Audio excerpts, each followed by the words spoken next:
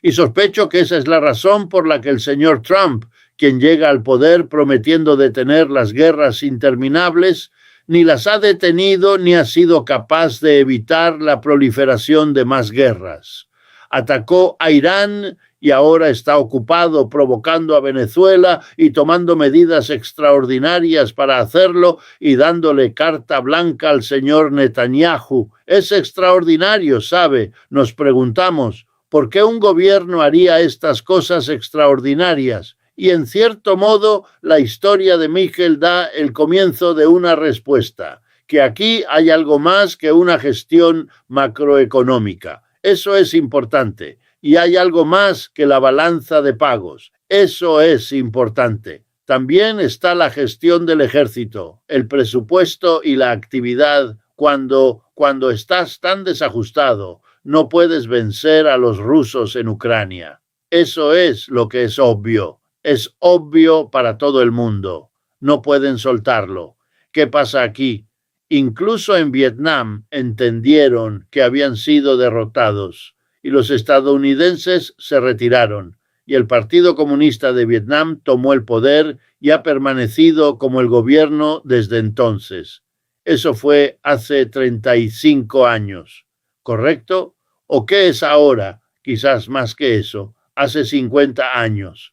Luego fueron derrotados en Afganistán y se retiraron. El señor Biden, al final, hizo lo que los presidentes anteriores no se atrevieron a hacer, que es decir que esto no tiene remedio. Y así están perdiendo. Ya sabe, la revista Harper's Magazine acaba de salir la semana pasada y en la portada está la historia principal de la revista, cuyo título es este: ¿Por qué el ejército estadounidense sigue perdiendo todas las guerras? Vaya, ahora incluso se puede plantear en público la pregunta prohibida: ¿y si el resto del mundo está preocupado por Estados Unidos económicamente, debemos recordar que también lo estaba militarmente? Y ese peligro está retrocediendo a medida que vemos lo que está sucediendo en el mundo. La desesperación dentro de Estados Unidos, el giro fascista con el que somos asaltados todos los días, es un reflejo de todos estos callejones sin salida que enfrentan las personas que dirigen este sistema. No eres un prestatario fiable. Has llegado tan lejos en tu endeudamiento que podemos ver que te estás acercando a ese punto político en el que tu propia gente no permitirá que sus impuestos se utilicen para pagar intereses de una deuda en lugar de para alimentar a sus hijos. Y en ese juego es el acreedor quien pierde. Así que no queremos perder. Bien, ¿qué va a hacer Estados Unidos? Aranceles. De hecho, pondrá un impuesto. Lo pondrá sobre las empresas porque la mayoría de los aranceles los pagan las empresas que importan a Estados Unidos. Y les dirán a esas empresas, es su trabajo, tienen que pagar esto, es su trabajo, averiguar si pueden presionar a los extranjeros para que bajen su precio para compensar el arancel o presionar al consumidor estadounidense a través de la inflación y resolver el problema de esa manera. Pero nosotros, el gobierno, ya no estamos presionando a las masas. Ustedes, qué ironía, ustedes, la comunidad empresarial, lo están haciendo a través de la inflación. Ese es el esfuerzo. Ahora, ¿entienden por qué el señor Trump está ansioso por imponer los aranceles? Pero como se resisten y como no están generando ni de lejos suficiente dinero para lidiar con este problema, él tiene la segunda parte. Negociará la eliminación del arancel, que de todos modos no estaba haciendo el trabajo si prometen mover capital hacia Estados Unidos. Por lo tanto, Michael tiene toda la razón. Es un chantaje proteccionista. Tienen que ayudarnos porque somos un imperio vacilante y en declive, y la única forma en que podemos seguir protegiéndolos, eso es lo que le dicen a los europeos, tienen que ayudar, tienen que darnos todo este dinero. Keir Starmer ayer En un espectáculo tan patético como cualquiera que haya visto, se jacta de que Estados Unidos se ha comprometido a invertir 150 o quizás incluso 250.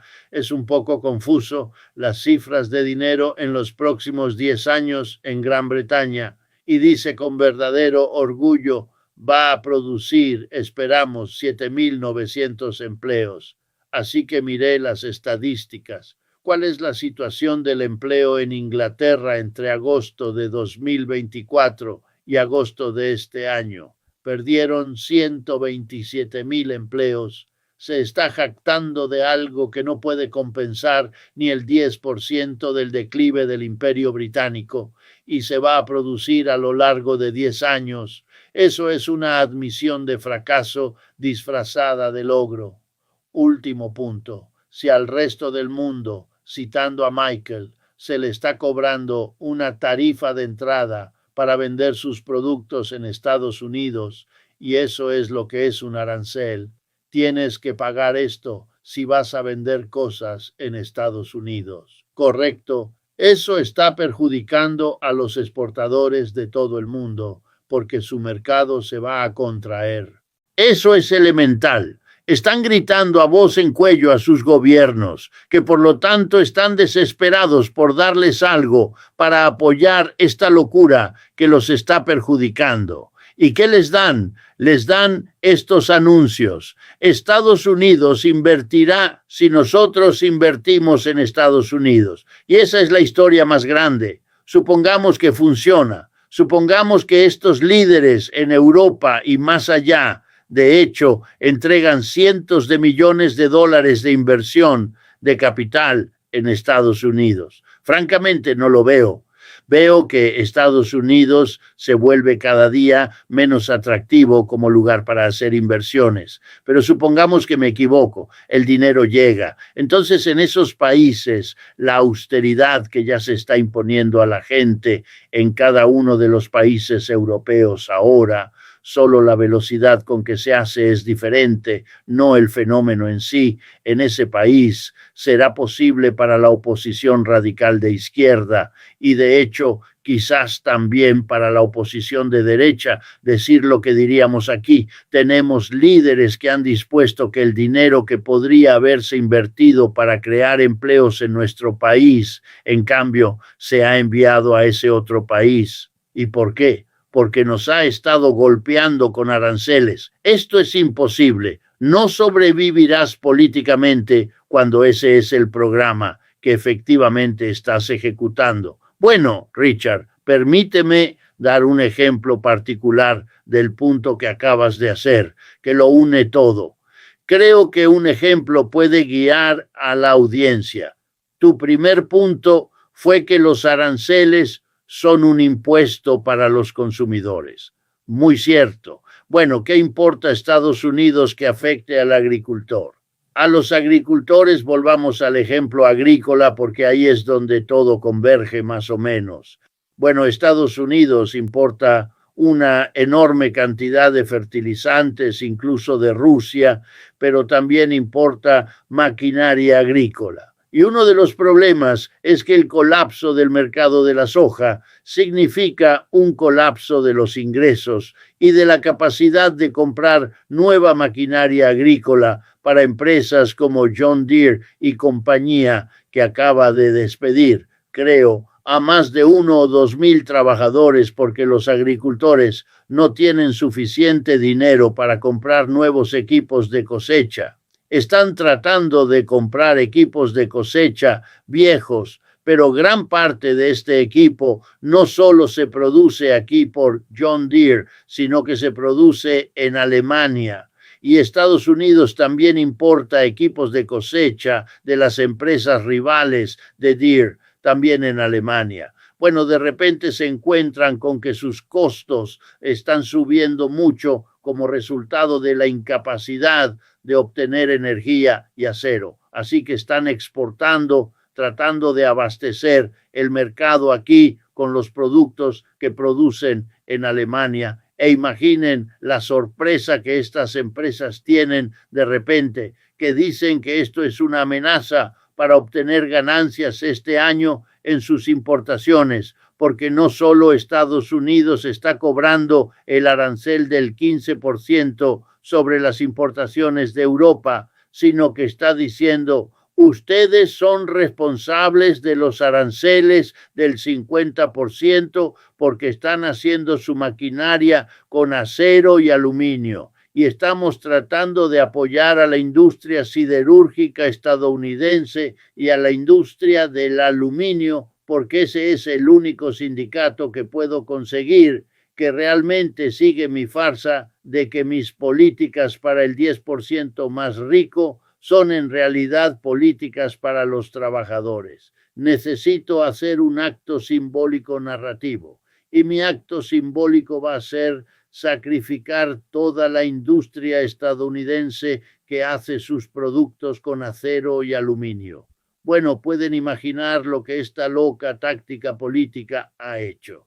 Significa que Deere y compañía y sus otros exportadores alemanes de repente se encuentran con que cuando intentan proporcionar el equipo de cosecha que la agricultura estadounidense necesita, de repente el precio ha subido muchísimo. Y tú señalaste, bueno, pueden evitar esto invirtiendo en Estados Unidos.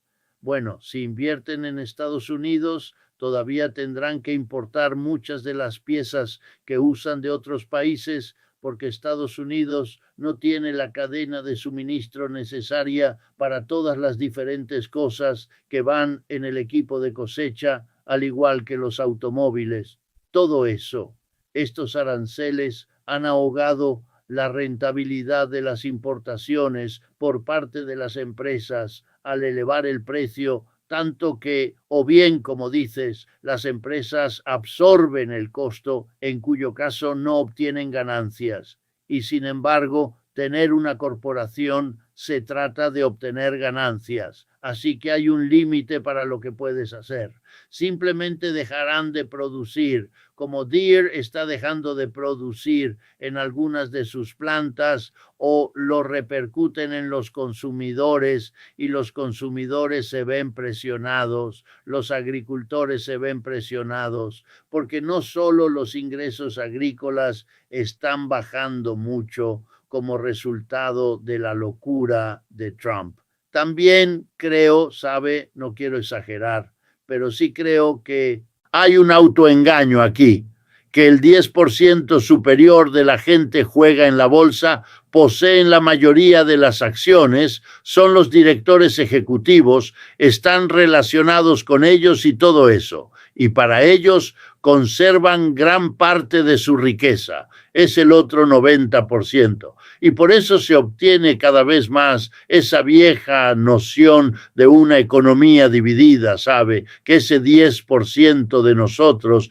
vive en un mundo de restaurantes de lujo y mucha comida y todo lo demás, y el resto de nosotros somos los que estamos traumatizados cada vez que vamos al supermercado por lo que ya no podemos permitirnos.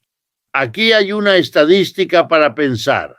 En comparación con el año 2020, hace 5 años, el precio de la carne de res en Estados Unidos ha aumentado más del 50%. Las hamburguesas son como una parte básica de la dieta estadounidense, al menos para aquellas personas que pueden permitirse la carne. Piensen en lo que significa que el costo de la hamburguesa haya subido un 50%, más o menos, desde el año 2020.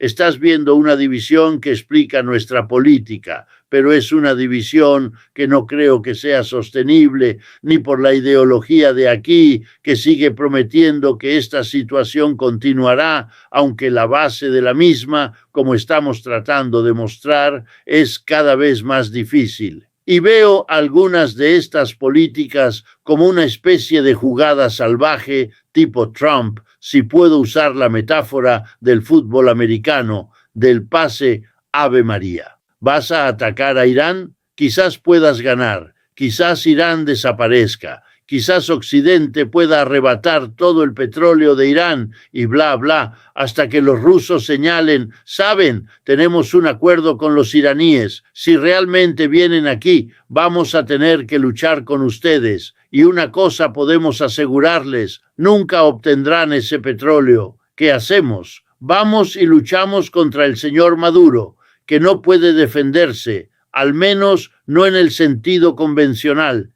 Y seguimos provocando, nos convertimos en juez, jurado y verdugo de los desventurados venezolanos que están dando un paseo en barco a 1000 millas de Estados Unidos y son incinerados con todo el asunto manejado por el presidente sin ninguna evidencia de que estas personas estuvieran haciendo algo ilegal, por lo cual ni siquiera el castigo es la ejecución. Y sin embargo, fueron ejecutados por el crimen por el cual ese no es el castigo. Legalmente, quiero decir, de acuerdo. Estos son actos bastante desesperados y esperar que los israelíes de alguna manera puedan sacar el conejo del sombrero de Oriente Medio y convertirse en una potencia dominante aceptable, realmente tienes que creer en mucha magia para alinear tus políticas de esa manera. Bueno, mencionaste cómo la economía estadounidense está siendo presionada por estas medidas desesperadas. Parte de la desesperación es cuando divides tus políticas en segmentos y no miras las interacciones. Uno de los grandes factores en el aumento de los precios que los estadounidenses tienen que pagar, además de los alimentos que acabas de mencionar y las hamburguesas, es la electricidad. Y eso ha subido mucho, en gran parte porque Trump está complaciendo a sus fanáticos de MAGA que insisten en que no existe el calentamiento global. Así que, de nuevo, Trump dijo, si vamos a poner toda nuestra fe en controlar el mundo de la industria petrolera, voy a apoyar a la industria petrolera y a mi base MAGA diciendo, detengan toda la inversión que estamos haciendo en energía eólica y energía solar. Así que ha retirado el apoyo del gobierno estadounidense a la energía eólica, que había estado aumentando, y también está terminando el apoyo a la energía solar porque China tiene una gran ventaja científica en la producción de energía solar y el resultado es que al oponerse al calentamiento global es un factor importante en la alteración de la economía, pero también el apoyo de Trump para tratar de aumentar el monopolio de la inteligencia automática de las computadoras se proyecta, está siendo en gran parte responsable de un enorme aumento en el uso eléctrico, lo que va a aumentar los precios de la electricidad y ya las compañías eléctricas de este país están subiendo sus precios porque una de las políticas de Trump para complacer a sus constituyentes, que no mencionamos, son los subsidios eléctricos que ha estado dando. Sus políticas están utilizando una enorme cantidad de electricidad y cuesta básicamente 10 años pasar por todas las relaciones públicas, las presentaciones públicas que tienes que hacer para obtener una nueva. Y la última ironía es que ya no puedes culpar a los inmigrantes, ya que has detenido efectivamente la afluencia y la has revertido a una salida. Debes encontrar un nuevo chivo expiatorio comparable. Y si observas el silenciamiento interno de la crítica que se extiende incluso a los comediantes de programas nocturnos, puedes ver que se está gestando para justificar por qué todas esas cosas hechas por el ICE a los inmigrantes no funcionaron. No hay un gran resurgimiento de la inversión aquí, en absoluto. No hay un resurgimiento de la manufactura, para nada. Todo es humo, espejos y búsqueda de chivos expiatorios, porque esa es la suma total de a dónde lo han llevado sus primeros 8 meses. Y sospecho que esa es la razón por la que el señor Trump, quien llega al poder prometiendo detener las guerras interminables, ni las ha detenido ni ha sido capaz de evitar la proliferación de más guerras. Atacó a Irán y ahora está ocupado provocando a Venezuela y tomando medidas extraordinarias para hacerlo y dándole carta blanca al señor Netanyahu. Es extraordinario, ¿sabe? Nos preguntamos, ¿por qué un gobierno haría estas cosas extraordinarias? Y en cierto modo, la historia de Michel da el comienzo de una respuesta, que aquí hay algo más que una gestión macroeconómica. Eso es importante. Y hay algo más que la balanza de pagos. Eso es importante. También está la gestión del ejército, el presupuesto y la actividad. Cuando estás tan desajustado, no puedes vencer a los rusos en Ucrania. Eso es lo que es obvio. Es obvio para todo el mundo. No pueden soltarlo. ¿Qué pasa aquí? Incluso en Vietnam entendieron que habían sido derrotados y los estadounidenses se retiraron y el Partido Comunista de Vietnam tomó el poder y ha permanecido como el gobierno desde entonces. Eso fue hace 35 años, ¿correcto? ¿O qué es ahora? Quizás más que eso, hace 50 años. Luego fueron derrotados en Afganistán y se retiraron. El señor Biden, al final, hizo lo que los presidentes anteriores no se atrevieron a hacer, que es decir que esto no tiene remedio. Y así están perdiendo.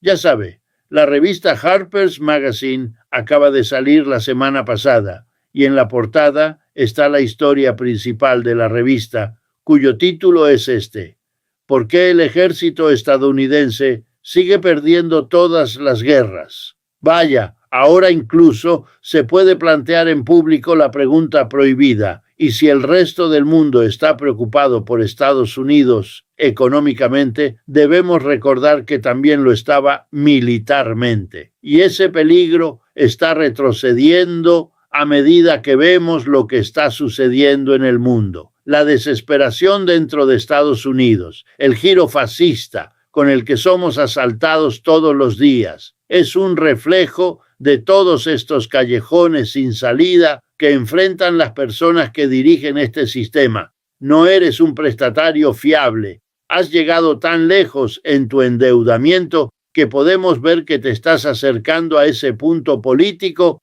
en el que tu propia gente no permitirá que sus impuestos se utilicen para pagar intereses de una deuda en lugar de para alimentar a sus hijos. Y en ese juego es el acreedor quien pierde. Así que no queremos perder. Bien, ¿qué va a hacer Estados Unidos? Aranceles. De hecho, pondrá un impuesto. Lo pondrá sobre las empresas porque la mayoría de los aranceles los pagan las empresas que importan a Estados Unidos. Y les dirán a esas empresas, es su trabajo, tienen que pagar esto, es su trabajo, averiguar si pueden presionar a los extranjeros para que bajen su precio para compensar el arancel o presionar al consumidor estadounidense a través de la inflación y resolver el problema de esa manera. Pero nosotros, el gobierno, ya no estamos presionando a las masas. Ustedes, qué ironía, ustedes, la comunidad empresarial, lo están haciendo a través de la inflación. Ese es el esfuerzo. Ahora, ¿entienden por qué el señor Trump está ansioso por imponer los aranceles? Pero como se resisten y como no están generando ni de lejos suficiente dinero para lidiar con este problema, él tiene la segunda parte. Negociará la eliminación del arancel, que de todos modos no estaba haciendo el trabajo si prometen mover capital hacia Estados Unidos. Por lo tanto, Michael tiene toda la razón. Es un chantaje proteccionista. Tienen que ayudarnos porque somos un imperio vacilante y en declive, y la única forma en que podemos seguir protegiéndolos, eso es lo que le dicen a los europeos, tienen que ayudar, tienen que darnos todo este dinero. Keir Starmer ayer En un espectáculo tan patético como cualquiera que haya visto, se jacta de que Estados Unidos se ha comprometido a invertir 150 o quizás incluso 250. Es un poco confuso las cifras de dinero en los próximos 10 años en Gran Bretaña, y dice con verdadero orgullo: va a producir, esperamos, 7.900 empleos.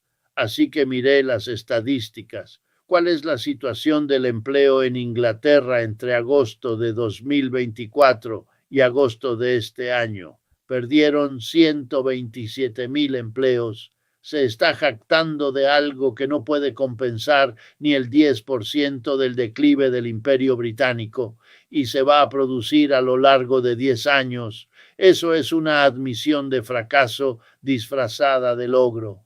Último punto: si al resto del mundo, citando a Michael, se le está cobrando una tarifa de entrada para vender sus productos en Estados Unidos, y eso es lo que es un arancel, tienes que pagar esto si vas a vender cosas en Estados Unidos. Correcto. Eso está perjudicando a los exportadores de todo el mundo, porque su mercado se va a contraer. Eso es elemental. Están gritando a voz en cuello a sus gobiernos, que por lo tanto están desesperados por darles algo para apoyar esta locura que los está perjudicando. ¿Y qué les dan? Les dan estos anuncios: Estados Unidos invertirá si nosotros invertimos en Estados Unidos. Y esa es la historia más grande. Supongamos que funciona. Supongamos que estos líderes en Europa y más allá, de hecho, entregan cientos de millones de dólares de inversión de capital en Estados Unidos. Francamente, no lo veo. Veo que Estados Unidos se vuelve cada día menos atractivo como lugar para hacer inversiones. Pero supongamos que me equivoco, el dinero llega. Entonces, en esos países, la austeridad que ya se está imponiendo a la gente en cada uno de los países europeos ahora, solo la velocidad con que se hace es diferente, no el fenómeno en sí. En ese país será posible para la oposición radical de izquierda y de hecho quizás también para la oposición de derecha decir lo que diríamos aquí: tenemos líderes que han dispuesto que el dinero que podría haberse invertido para crear empleos en nuestro país, en cambio, se ha enviado a ese otro país. ¿Y por qué? Porque nos ha estado golpeando con aranceles. Esto es imposible. No sobrevivirás políticamente cuando ese es el programa que efectivamente estás ejecutando. Bueno, Richard, permíteme dar un ejemplo particular del punto que acabas de hacer, que lo une todo. Creo que un ejemplo puede guiar a la audiencia. Tu primer punto fue que los aranceles son un impuesto para los consumidores. Muy cierto. Bueno, ¿qué importa a Estados Unidos que afecte al agricultor? A los agricultores, volvamos al ejemplo agrícola, porque ahí es donde todo converge más o menos.